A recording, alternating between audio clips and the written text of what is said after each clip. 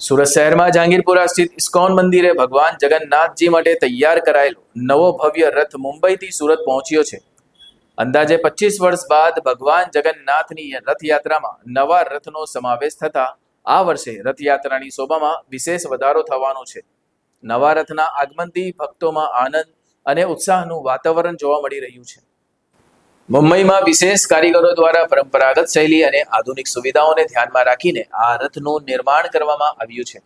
ભવ્ય નકશીકામ, આકર્ષક ડિઝાઇન અને મજબૂત માળખું ધરાવતો આ રથ સૌનું ધ્યાન ખેંચી રહ્યો છે. આગામી ભગવાન જગન્નાથની રથયાત્રામાં પ્રથમ વખત ભગવાનના નવા રથમાં નગર ભ્રમણ કરશે. મંદિર ટ્રસ્ટ દ્વારા રથના આગમનને લઈ વિશેષ ધાર્મિક વિધિઓનું આયોજન કરવામાં આવ્યું છે. મોટી સંખ્યામાં ભક્તોએ રથના દર્શન કરી હરિધૂન અને જય ઘોષ સાથે તેનું સ્વાગત કર્યું હતું. ઇસ્કોન મંદિરના આગેવાનોના જણાવ્યા મુજબ વર્ષોથી સેવા આપતા જૂનો રથ હવે નિવૃત્ત કરવામાં આવશે અને તેની જગ્યાએ આ નવો દિવ્ય રથ રથયાત્રાનો મુખ્ય આકર્ષણ બનશે. રથયાત્રાની તૈયારીઓ પણ અંતિમ તબક્કામાં પહોંચી ગઈ છે.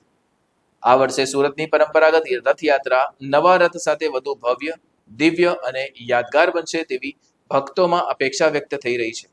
નવા રથના આગમન સાથે સમગ્ર શહેરમાં ધાર્મિક ઉત્સાહનો માહોલ છવાઈ ગયો છે.